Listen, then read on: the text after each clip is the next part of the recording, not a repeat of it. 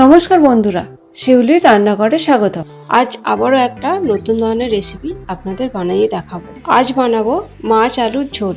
ঘরে থাকা কয়েকটা উপকরণ দিয়ে আজ আমি বানিয়ে দেখাবো। এটা বানানো খুবই সোজা, আপনারা যে কোনো সময় বানাতে পারেন।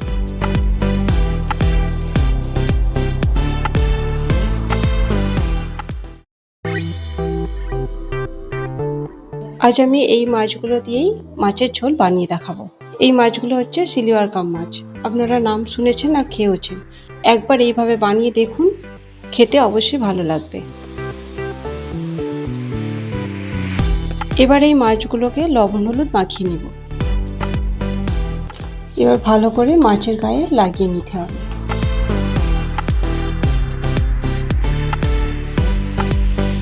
ঘরে এই মাছগুলোই ছিল, আজ আমি এই দিয়ে মাছের ঝোল বানিয়ে দেখাবো। এই মাছের ঝোল বানানোর জন্য লাগছে আলুটাকে আমি এইভাবে কেটে নিয়েছি। পেঁয়াজ, একটা বড় সাইজের পেঁয়াজ আছে, আদা রসুন বাটা, টমেটো কুচি আর কয়েকটা কাঁচা লঙ্কা। আর কিছু লাগবে না, আর কয়েকটা মশলা দিলেই আপনারা টেস্টি খাবার বানিয়ে নিতে পারেন। এবার আমি রান্নাটা শুরু করব। কড়াতে সাদা তেল দেব। কড়াতে বেশ ভালো তেল গরম হয়ে গেছে। এবার মাছগুলো ভেজে নেব।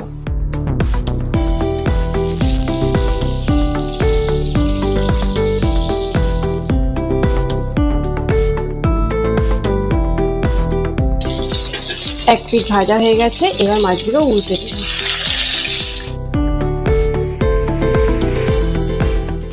মাছগুলো বেশ ভালো করে ভেজে নিয়েছি, এবার তুলে রাখবো।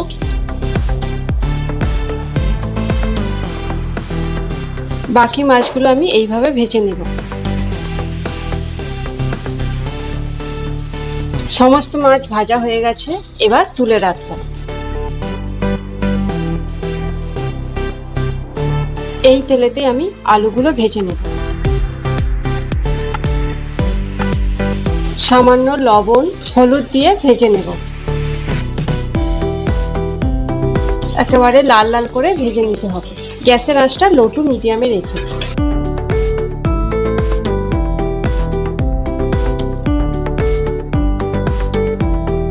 আলুগুলো বেশ লাল লাল করে ভেজে নিয়েছি, এবার তুলে রাখবো।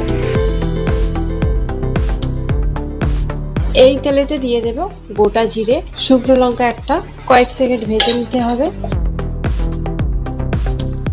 এবার দিয়ে দেব পেঁয়াজ কুচি।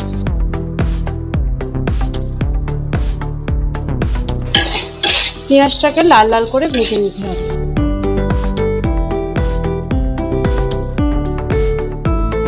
গ্যাসের আঁচটা লো টু মিডিয়ামে রেখে পেঁয়াজটাকে ভালো করে ভেজে নিতে হবে। পেঁয়াজটাকে আমি ভালো করে লাল লাল করে ভেজে নিয়েছি।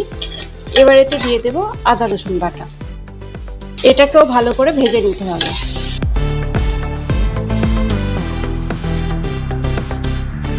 এবার এতে দিয়ে দেব টমেটো কুচি আর কাঁচা লঙ্কা।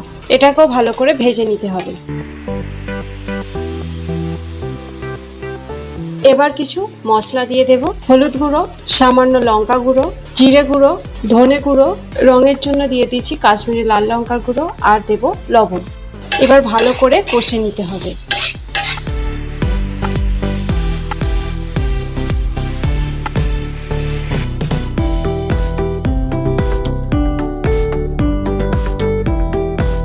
দেখুন তেল ছাড়তে শুরু করেছে। এবার ভেজে রাখা আলুগুলো দিয়ে দেব। এবার মশলার সাথে ভালো করে মিশিয়ে নেব।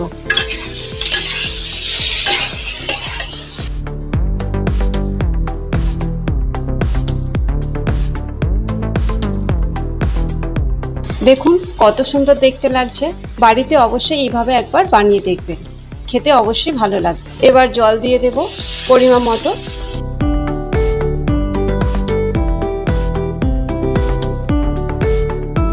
একটু নাড়াচাড়া করে ঢাকনা দিয়ে কিছুক্ষণ হতে দেব।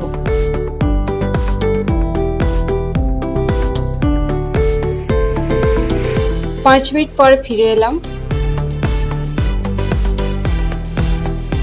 আলুগুলো প্রায় সেদ্ধ হয়ে গেছে। এবার ভেজে রাখা মাছগুলো দিয়ে দেব।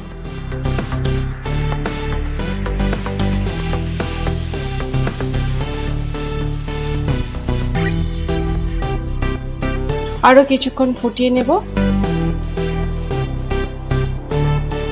একটু গরম মশলা ছড়িয়ে দেব।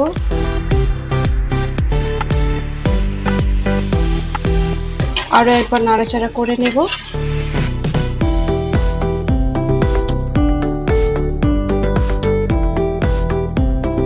আমার মাছ আলুর তরকারিটা তৈরি হয়ে গেছে, এবার নামিয়ে নেব।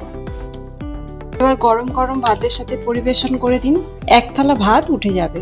দেখতে কত সুন্দর লাগছে না? আর খেতেও কিন্তু দারুণ হয়।